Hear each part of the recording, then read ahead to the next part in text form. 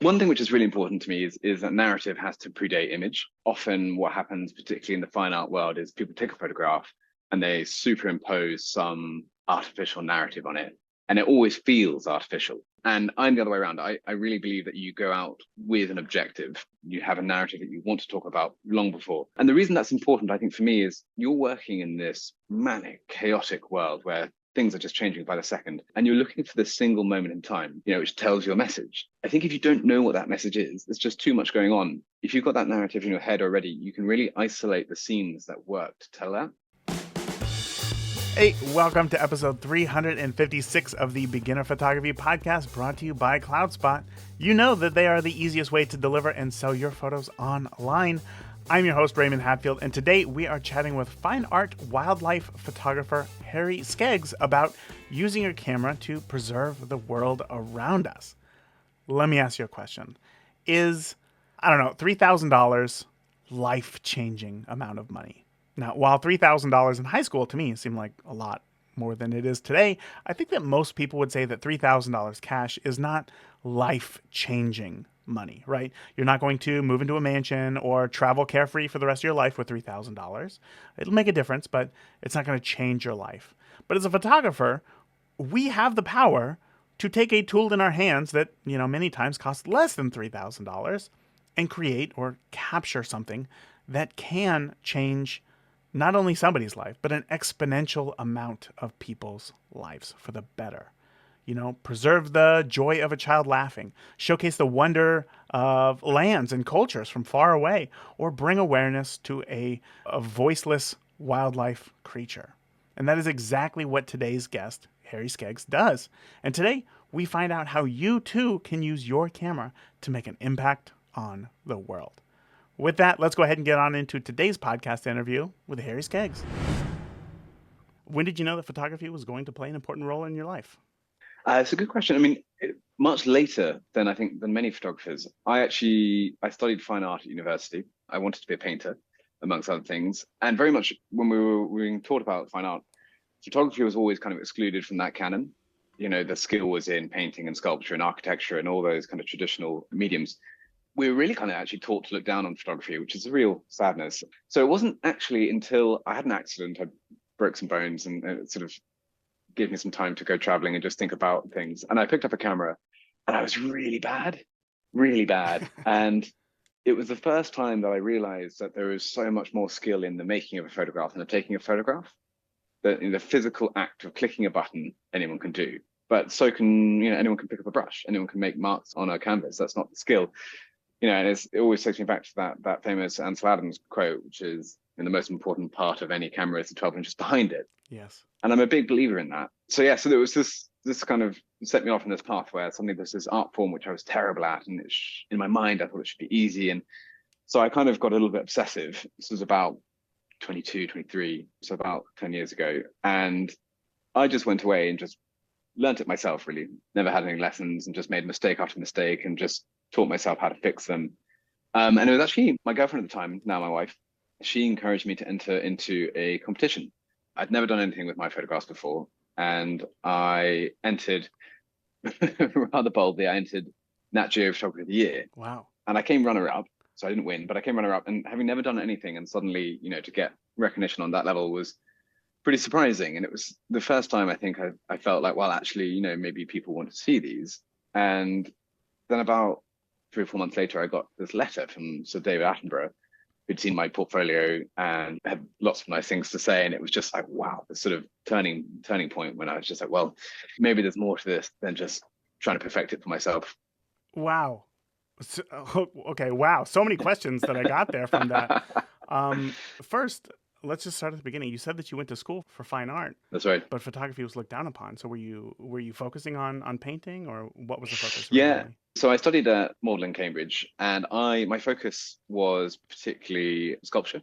Mm-hmm. So I painted for myself, but I wrote my dissertation on Bernini, the Baroque sculptor.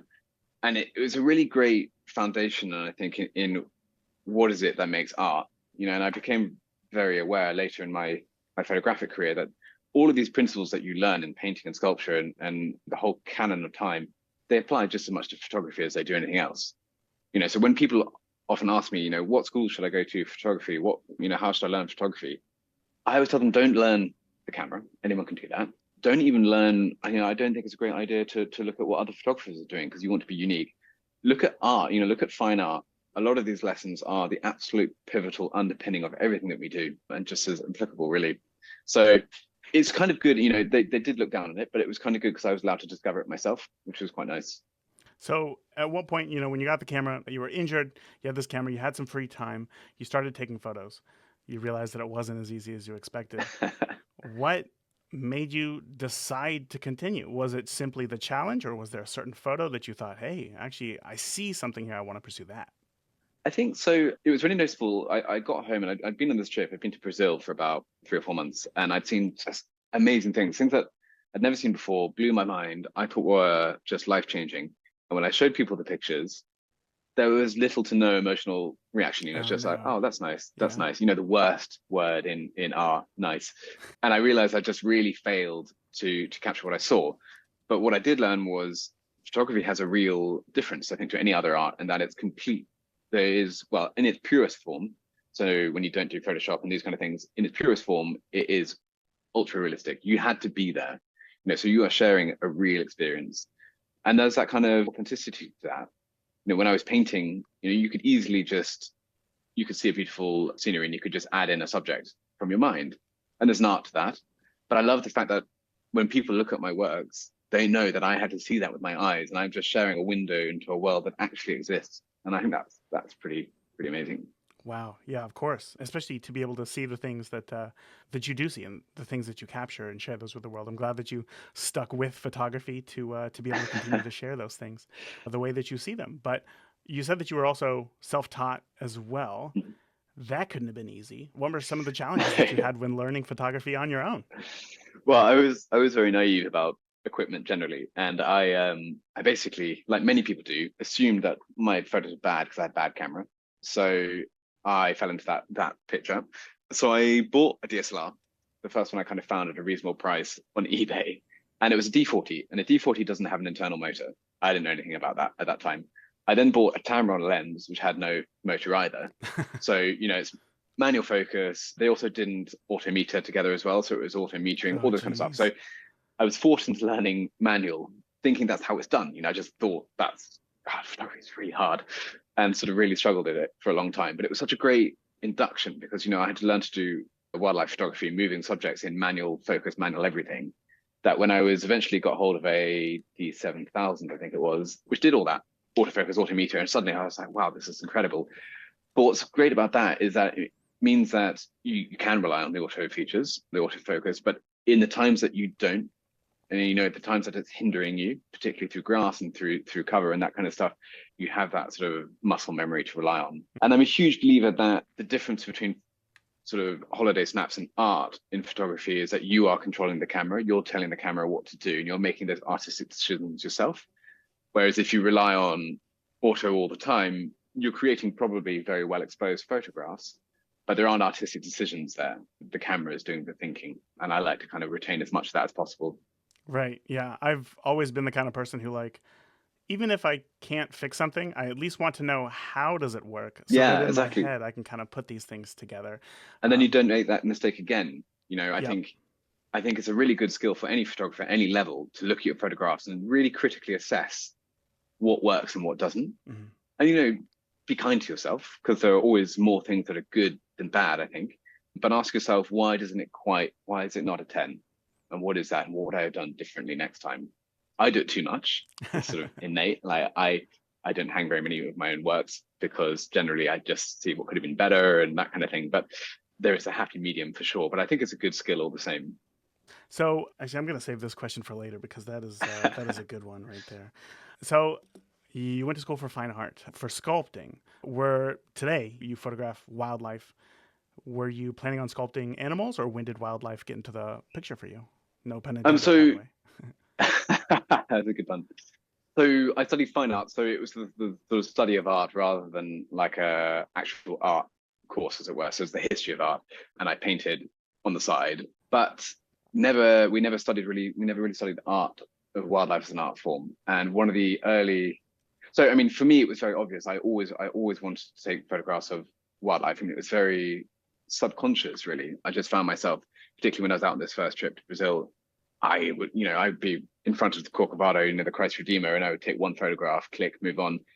But the ringtail coati, which are basically their raccoons out there, I would spend, an hour, 2 hours photographing them coming out of rubbish bins. You know what I mean? So it was very intuitive, and I sort of, in the course of my career, I've thought back as to why that is. And I grew up in this really animal-centric household where dogs were family members more than pets. And I really saw that each of these animals had such distinct personalities and characters. And from an early age, I was a big believer that animals are just as sentient as humans, have a soul as much as humans have a soul. And, we are all animals. And I think it's easy to forget that. So when people say, I'm taking a portrait, and they mean a human, that is actually no different to taking a portrait of a gorilla, which is also an ape. And so I'm this big believer that we're all this animal kingdom together. But yeah, it was that childhood upbringing, I think, just immersed in animals and their personalities, made it really resonate for me. So it was just a natural extension when you picked up a camera to be like, these are things that I like to photograph. Yeah, and I think that's important for anyone, whether or not you're interested in wildlife photography. Photograph the things that really interest you personally, because that's the thing that'll keep you getting up early in the morning and spending hours, not minutes. If you are photographing something you're passionate about, you'll do it every day. And that's how you improve. Wow. Okay. Oh my gosh. I find that to be very difficult for a lot of people. And I think that it's because, I could be wrong here, but it's like, I think that anybody who really gets into photography has good taste, right? It's good taste to them, right? They know what it is that they like. They know what it is that they don't like. So they're naturally just going to photograph the things that they like. But when it comes time to going any further with photography, like you have, to make it a profession, it's very scary to continue to follow those things. And you almost just want to kind of fall back and photograph like the safe things, like weddings or portraits. Yeah, totally. Where there's an industry. Yeah. Yeah, and I think, that makes a lot of sense. What I would say to that is don't give up what your passion is. If you need that to support yourself, a lot of people need to do weddings on the side to support themselves. And that's totally understood and totally fair enough. I can see why they would do that. But don't let that take over, because otherwise they can just take out the passion. A lot of people I know who've done weddings end up just falling out of love. And that's such a shame. So use it to support yourself, for sure. But I think the beauty of photography is that pretty much everyone on earth has access to some form of camera. So we're all photographers. But if we all start trying to do the same things as everyone else because we think that's what people like, all we're going to do is just create the same type of imagery, and you're not going to be different. And it's so hard in this world to stand out. I think you're much better just finding your voice and sticking to that. And that right there is the key to just standing out. Just I think listening so. to yourself. Yeah, we all have.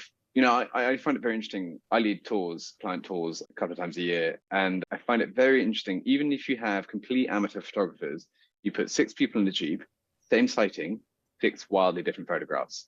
We all see things very differently. And I actually think amateur photographers or complete beginners have that ability to see completely uniquely because they've not been told to do all this, rule of thirds. It doesn't have to be rule of thirds. Composition is a language to be broken, to be used. Whereas I think, the more you sort of start being taught things, you get more pigeonholed into doing things a certain way. And I think that's a mistake. I think if it works for you, great. But ask yourself, does it work for you or does it work for the art world? Wow. Okay. So anybody who's listening, you heard Harry say it right here. Just go ahead and turn off this podcast. Stop trying to learn and just go out and shoot for yourself and try to make a name for yourself and do that. No, I totally understand what you're saying. And I feel the same way. I think that's one of the challenges of social media today is that on top of seeing other people's photographs, we also equate likes or engagement for the quality of the work. And that's a difficult thing. When you were getting into photography, there wasn't really that. It wasn't as predominant as it is today. No. Did you find it easier to follow your voice because of that? I think it certainly helps. And you look at Instagram and it's an amazing resource, but at the same time, it breeds repetitiveness. Same as TikTok, you follow these trends. What was successful for X could be successful for you. And I think that is the antithesis of what photography is about. It's an amazing platform because you can get a great amount of exposure, but it's not necessarily always productive. So I think it did help me early doors because there wasn't that kind of social pressure. I started off in quite a different world. I was more in the Nat Geo side of things, so much more editorial. So you did always have this sort of art editor sitting over you, telling you what they wanted. So there was quite a lot of micromanaging, should we say. So you weren't completely free. Whereas now I think, so now focusing on the fine art side of things, I am completely in control of what I do. The risk is all on me. I have to choose trips that I think are going to work. I have to take images that I hope will sell, that kind of thing. So there's much less certainty in the business side of things, but it means that I am completely at my own discretion as to what I want to shoot. And I think that's really important for me because it gets me up every morning. Yeah. I get up with excitement, and that's great. We're going to explore this a little bit. What are you planning right now? What's going to be the next thing that you shoot? Well, so this year's a bit of a funny one because my wife is pregnant and she is due in May. So I'm taking some time out to both look after her and the new arrival. How about we talk about the last one then? What's the last thing that you did? I've been doing a lot more documentary work. So we did a big documentary out in Antarctica in South Georgia, which was fantastic. And it was a difficult trip, which kind of all came good right at the end, which was amazing. But then my most recent trip was India to Bandakar for tigers. And that was, I don't know if you've been, I don't know if any of the audience have been. I and have not. It's stunning. It's really stunning, but it is a difficult shoot. It is low density. Tigers are elusive animals by nature. You are stuck to the past because it's very, very jungly. So we didn't get very lucky, unfortunately, and that's just the way it goes. And I think often that's quite good. I think it's a good reminder for people. I did a whole thing on Instagram about it because there's such expectation of people like myself to go to somewhere for 2 weeks and get an award-winning image. And the reality is that's not always going to happen. And I think that's good that it doesn't happen because certainly when I was starting out, I found that I thought people like Steve McCurry would never take a bad photograph. Right. He's a great photographer. But the reality is all photographers, including Steve, including myself, including everyone, we take shockers from time to time. Not me. And everyone's a winner. Perfect. Bang, just 10 out of 10. We can swap if that would be good. But it's good to know, because I think you beat yourself up. Sometimes you miss an opportunity or something like that, and that is human. I think that's okay. And it's good to know that professionals do that as well. So yeah, we swung unlucky and it happens. And it makes all those moments that do work out so much better.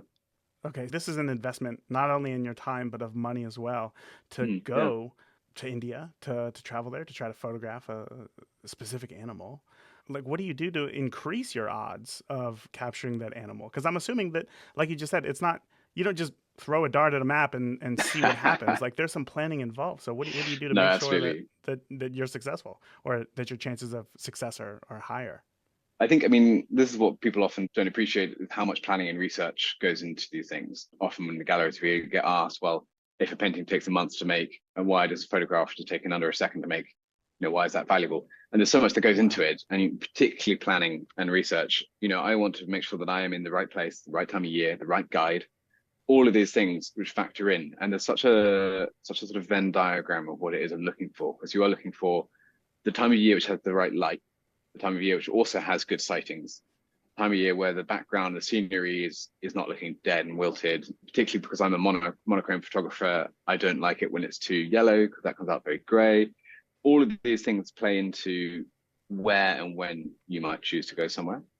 But ultimately, this is wildlife. And it's really important to me in my work that everything I show is completely wild and free. Mm-hmm. So, we are talking animals and their natural habitat and natural behavior. And that means if you have something like an elusive cat, they might well just be elusive. And it does happen. So, and in some ways, I make it harder for myself because tigers are a great example, actually, where if you go on tiger safari, the reality is if you see a tiger, there are probably 30 jeeps all cramming and crashing into each other, making tons of noise, trying to get this sighting. And my first experience of that, I just said, no, I'm not doing that. So whenever there was a big, obvious sighting, we went the other way. With the hope of just finding a tiger to ourselves, which we did. We never got a clear sighting, unfortunately, but it meant that you didn't have this completely artificial photograph of a startled tiger. And also just sort of ethically, from a personal perspective, I don't want that photograph. Yeah. I don't want a photograph knowing that was a startled animal. It's just not what my work stands for, really. So not what my work stands for. We're going to get into that as well. But I want to keep on where we're at right here, which is, as somebody who shot weddings for a number of years, I have a defined start and end date. Like I know and what I'm going to capture because it all happens within a very defined amount of time. Your series, Mist of Time, I want to know, like, first of all, can you tell listeners about it? And then second, did you start knowing what photos you were going to shoot and how you were going to shoot them? Or was the timeline and subject matter a bit more organic? One thing which is really important to me is that narrative has to predate image. I think often what happens, particularly in the fine art world, is people take a photograph and they superimpose some artificial narrative on it, Yeah. and it always feels artificial. And I'm the other way around. I really believe that you go out on a shoot with an objective. You have a narrative that you want to talk about long before. And we showed this in our documentary. We went and spoke to WWF beforehand so that I knew that I was going out with this concept of ghostly disappearing. And the reason that's important, I think, for me is you're working in this manic, chaotic world where things are just changing by the second. And you're looking for this single moment in time, which tells your message. I think if you don't know what that message is, there's just too much going on. If you've got that narrative in your head already, you can really isolate the scenes that work to tell that, because it's very hard to predict quite what kind of visual metaphor you can use. So, Antarctica is a good example where we wanted to talk about disappearing animals. And I had sort of ideas in my head how I might do that with double exposure. But then we landed on this beach, Jason Harbor in South Georgia, and it was just this thick fog. You could hardly see your hand in front of your face, and you just know, this is the perfect visual metaphor to start talking about this. And we had, luck was on our side, and I got down very low, reducing my silhouette so that I became interesting and unthreatening to the penguins, and let them approach me. And they kind of separated a little bit. So we had this super inquisitive one who was very close, sort of stood in the middle, and then just receding into the distance. So gradually getting more and more ghostly and disappearing into this gray mist. Jeez. And it was just it was perfect. And it's rare this happens, but I was out there in the field and I was like, that was it. That was the moment. But because I knew that's what I wanted to say, it really allowed me to kind of focus in on what I was trying to do photographically. So I think it's mega important. Hey, Raymond here, and we will get back to today's show in just a moment. But first, if you shoot in auto mode and you let your camera make the decisions for which settings to use, well, then you will only ever take the same photo as everyone else who shoots in auto. That's like 99% of the world's population, taking the same photo as you. Don't let that happen. Stand out. When you control your settings, you can create beautiful images. And to get you started, I invite you to download my free ebook, Perfect Camera Settings, over at perfectcamerasettings.com. There, you will see real photos that I've taken in different situations and the settings that I use to capture those photos. I'm also going to teach you how to know which setting is the most important to pay attention to and when to change them. So again, download your free copy over at perfectcamerasettings.com now. All right, let's get back to today's interview.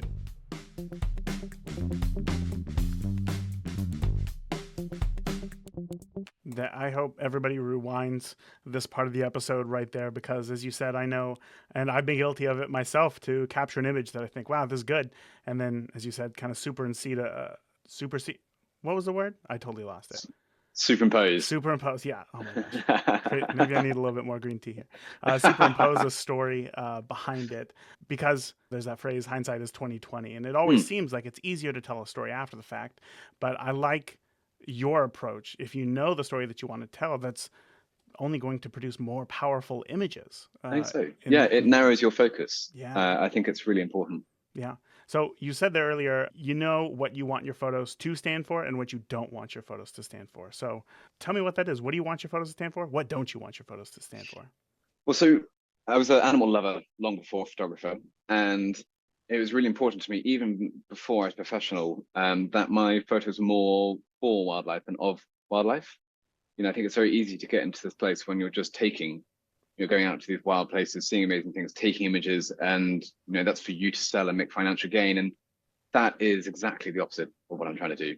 I want my images to help on various levels. We donate 10% of all profits to charity. For every FSC certified tree we use in the business, we protect 100,000 primary rainforest trees. And, I sit on the board of a charity, Generation Tusk, fantastic charity. So there's the sort of that side of it, the financial side of it. But also, I'm a strong believer that you can't ask people to conserve and protect animals that they don't emote for. Mm. We protect the things that we love.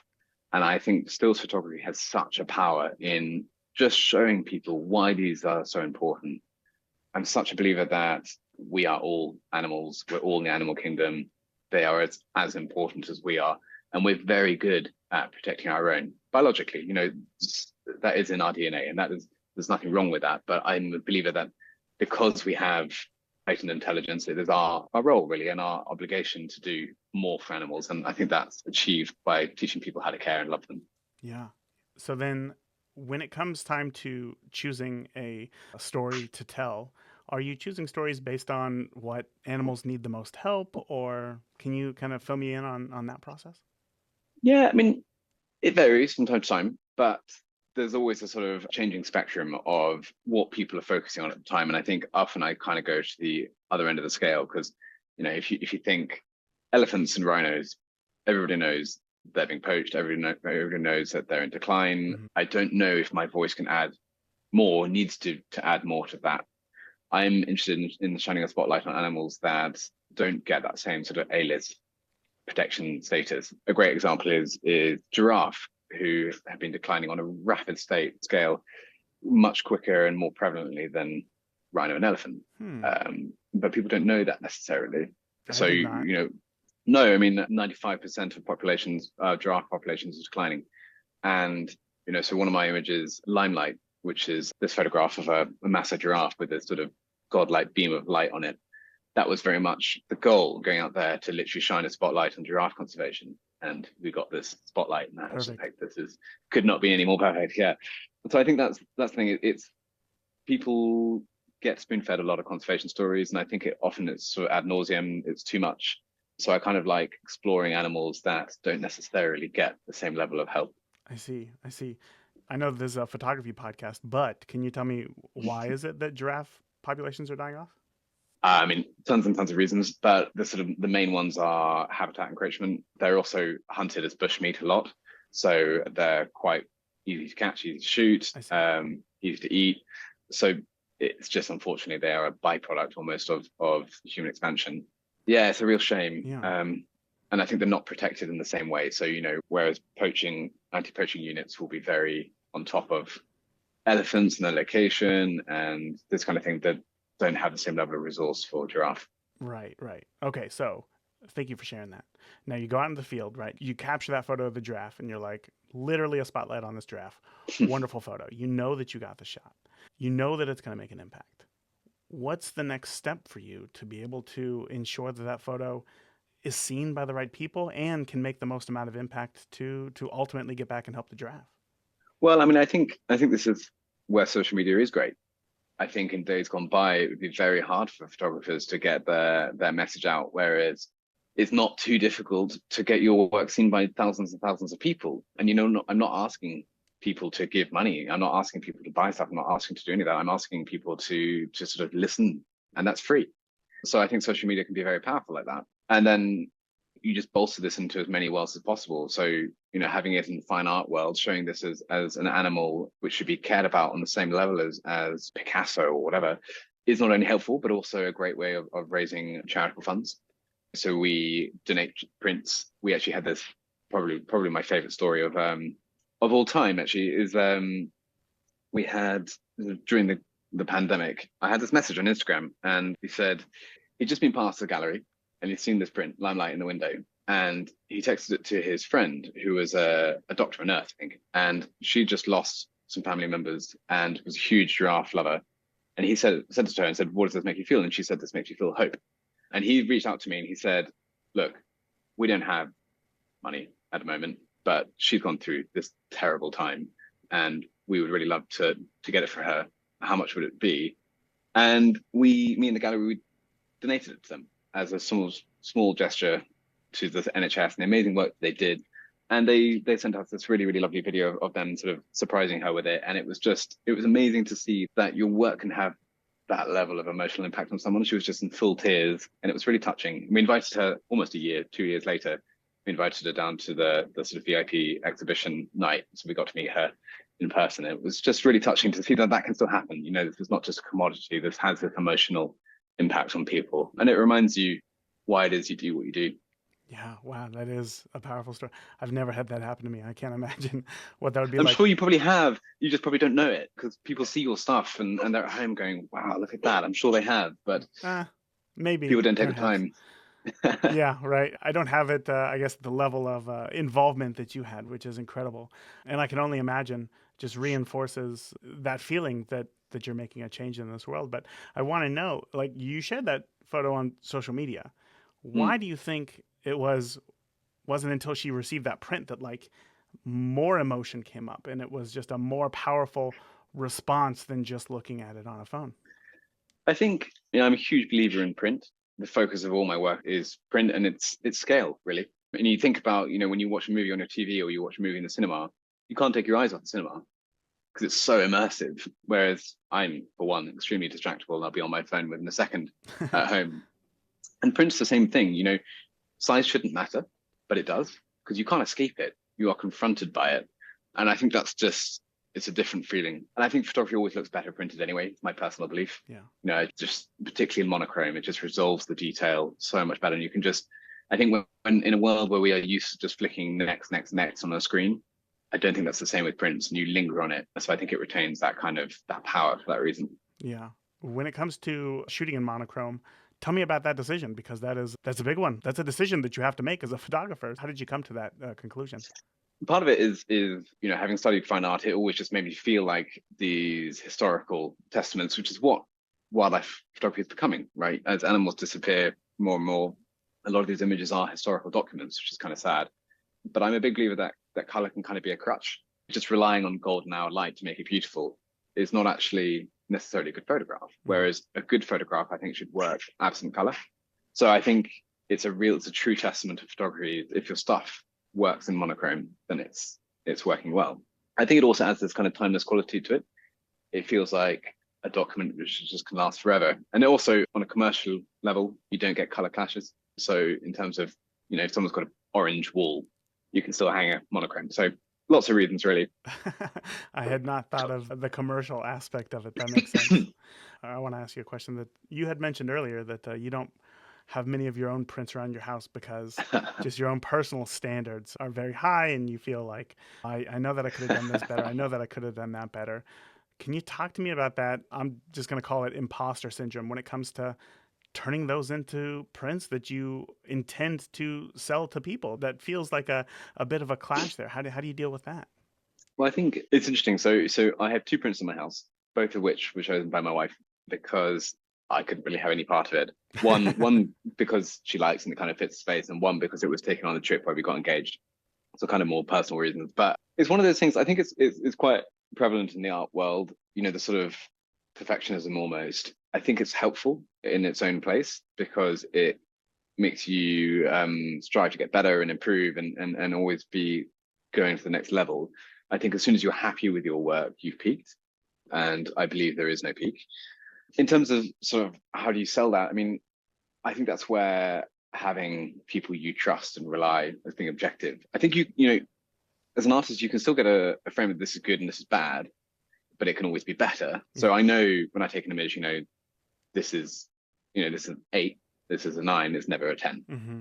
And then, that's where it becomes very helpful with the galleries discussing, well, I think this might work, I think this might not work. And that's kind of helpful. But I do believe that ultimately that decision should be yours because you know your voice and you know what you're trying to say.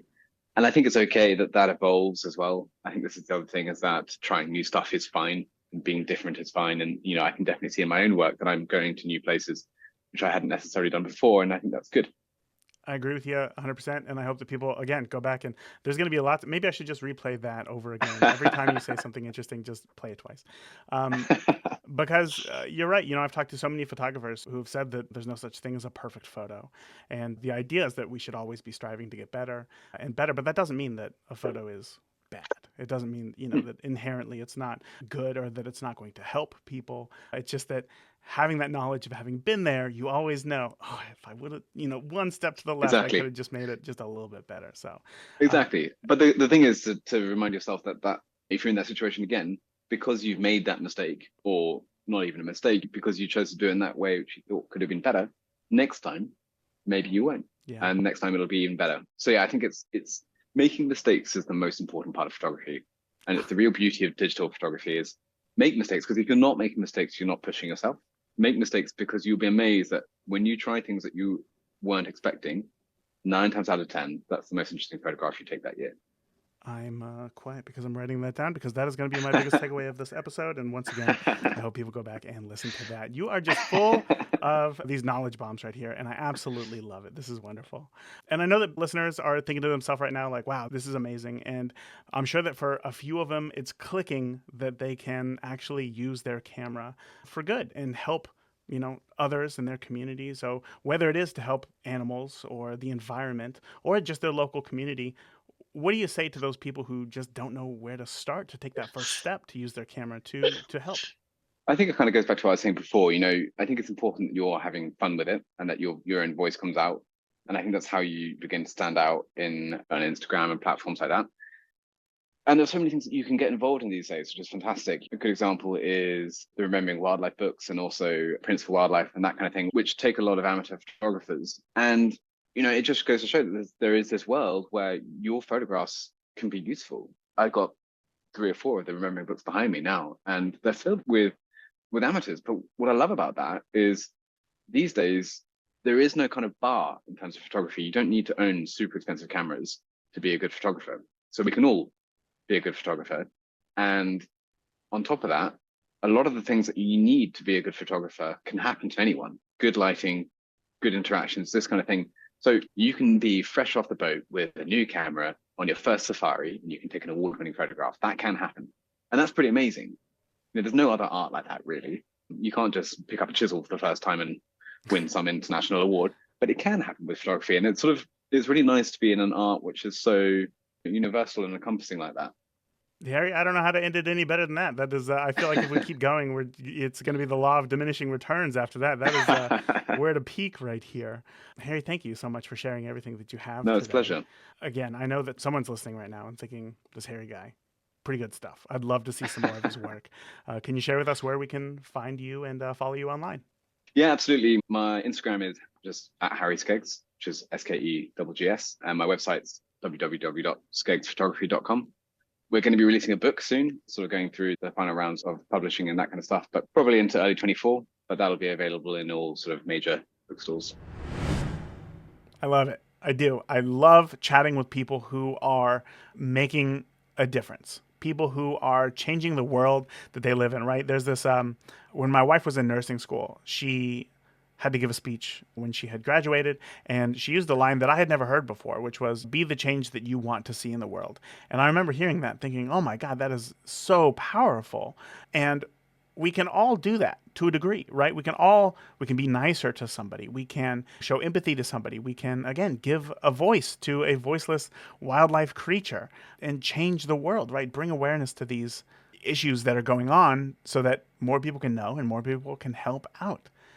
So good. And as always, I have 3 takeaways from this episode that I want to share with you. The first one was to find yourself, right? If you limit your exposure to other photographs or other photographers and what they're trying to claim as what is right or what is wrong in an image, you're going to go in blissfully unaware, like a child, just ready to just create for the sake of creating rather than being bogged down or bored with all of the rules that you must follow and all this stuff. And that is how you're going to find yourself. Often when you're put into a box, it's hard to create something unique because, well, you're in a box.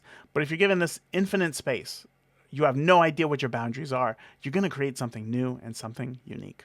Takeaway number 2 was to listen to yourself. We are all products of our history. So if you like something, you like it for a reason. Lean into it and don't fight it because it's not, proven or popular. And last, my takeaway is make an impact. Again, this can be large scale, like trying to save the world's giraffes, or something smaller, like donating a print of a giraffe to somebody who needs it. You can make an impact with your camera. If you have any questions about this episode or feedback on the show, feel free to reach out to me directly at beginnerphotographypodcast.com. You can click the contact tab up at the top. And while you are there, be sure to download my free Picture Perfect Camera Settings cheat sheet with camera settings for more than 10 popular types of photography, filled with my personal and professional images and real-life camera settings so that you know just where to get started.